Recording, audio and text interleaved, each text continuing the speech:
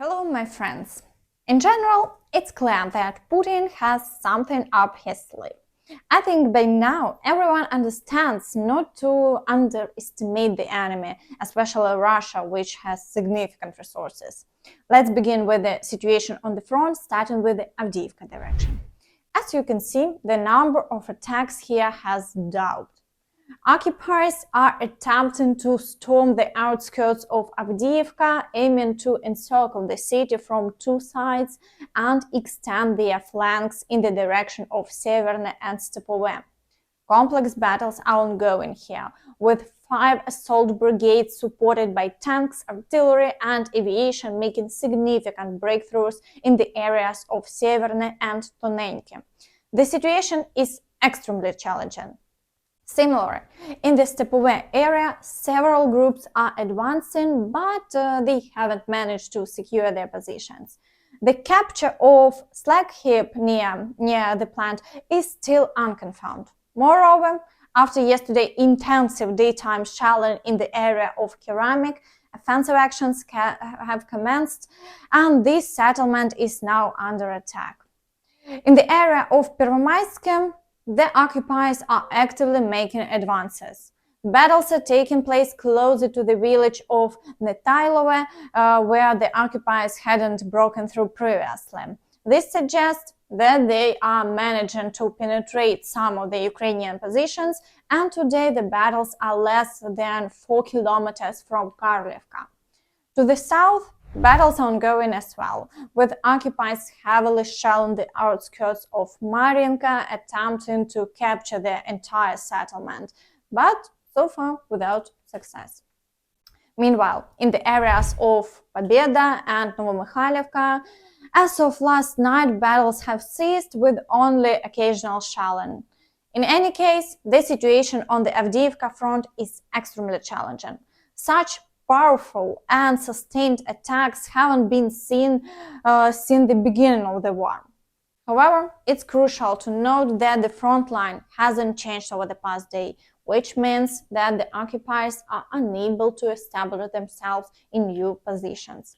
The Ukrainian forces continue to repel all advancing enemy groups and their equipment, which is very good. Okay, before we continue, I ask you to share this video on social media and watch it to the end. This greatly helps promote my channel. Thank you. In the Bakhmut direction, there has been another increase in shelling, but the battles in the Klishchiivka and Andreevka areas have ceased for now. Both sides have begun regrouping as the situation is complex and they are unable to make progress. Consequently, over the past day, the front line remains unchanged. There has also been an increase in shelling in the Siversk area. Here, the positions of the Ukrainian forces in the forest, Bilohorivka, Spirne, and other settlements have come under fire. However, the offensive actions in the forest area has paused and the front line remains unchanged.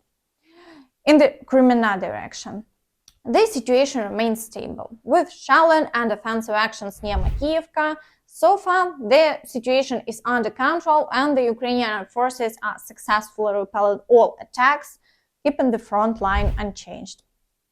However, the situation is becoming more challenging in the Kupiansk direction. The number of shelling incidents across the front line is increasing, with multiple groups attempting to break through in the vicinity of Yahidne and now near Kiselivka. Additionally, the battles in the Sinkivka area continue. It's evident that the Russian forces are intensifying their pressure in this direction, but they haven't yet achieved significant success. In the Vuhledar direction, the situation is characterized by sporadic daytime attacks and an increased number of shelling incidents in the Staromayorsk area. It seems like the occupiers are attempting a broad front advance without a clear strategy or tactics, primarily relying on numerical superiority. Nevertheless, the front line remains unchanged and they haven't achieved their objectives. In the Zaporizhia direction, the occupiers continue their advance towards Robotyne and heavily shell the village. Attacks are also directed along the entire front line, causing the Ukrainian forces to remain stationary due to the threats from the flanks disrupting their plans. So, to avoid getting trapped, they have to fend off attacks from the flanks without moving towards Tokmak.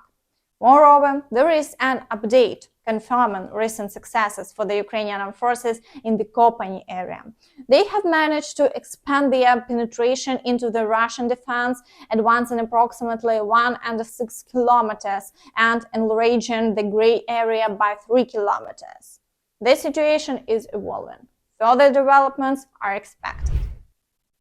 In the Kherson direction, there is a significant number of shelling incidents in the city of Kherson, but it's the only direction where the Russian forces are not advancing. Therefore, the situation along the front line remains stable in this area. So, regarding the Israel war, new details have emerged. Palestinian militants received millions of dollars through the largest ruble cryptocurrency exchange Garantex located in Moscow city. Prior to the invasion of Israel, digital wallets controlled by the Palestinian Islamic Jihad group received transactions totaling over $93 million. Similar financing systems were also used by Hamas militants, as reported by the Wall Street Journal. After the invasion of Ukraine, Garantex became the primary channel for transferring money out of Russia.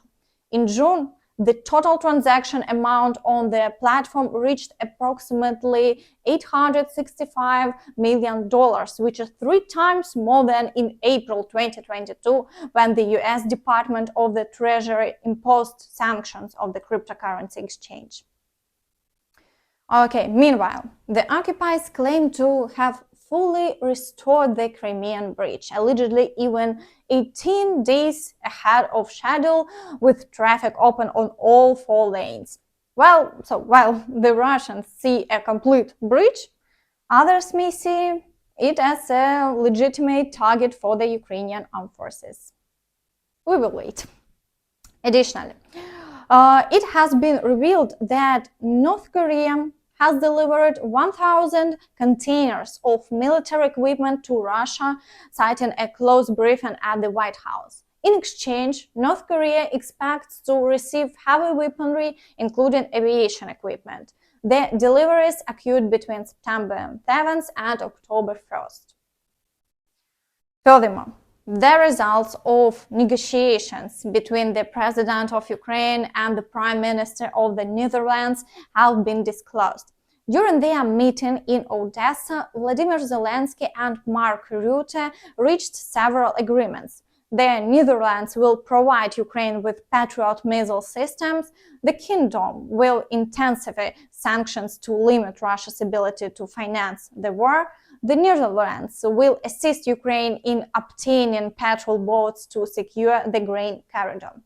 Mark Rutte also mentioned, we have committed to providing F-16 aircraft to Ukraine. Together with Romania and Denmark, we are preparing pilot training. Wish you good health, dear Ukrainians. Today is a working day in our city, Odessa. The visit of Mark Rutte, the Prime Minister of the Netherlands, and his team. Our negotiations. There is a decision regarding missiles for the Patriots. The Netherlands is providing additional missiles. Today, we also discussed with Mark other joint steps for Ukraine's defense. Particular attention to the defense of Odessa, our entire south from the Danube ports to the ports of Greater Odessa. We discussed the protection of our export corridors in the Black Sea. The world recognizes Ukraine's global role as a guarantor of food security. It firmly supports the need to preserve and enhance our significance in this issue. The social stability of many countries directly depends on Ukraine's strength. Today, we were in the port of Odessa. We received briefings from military and government officials about our unity with the world market and the protection of the Ukrainian Black Sea waters. I held a meeting regarding the situation in Odessa region with law enforcement leaders, regional authorities, and military leadership. The key focus is, of course, preparation for winter, safeguarding the energy sector, and rebuilding what was destroyed by Russian attacks. I am grateful to everyone who is working to ensure the safety of our people. The work of everyone in the government system and our diplomats is currently aimed at enduring the winter and delivering a powerful rebuff to Russian attacks on the city of Odessa, Odessa region, the cities of the region, and the entire Ukraine. That's all from me. Don't forget to like this video, subscribe to the channel, and hit the notification bell to stay updated on all the latest news. Thank you for watching, and see you next time. Bye bye.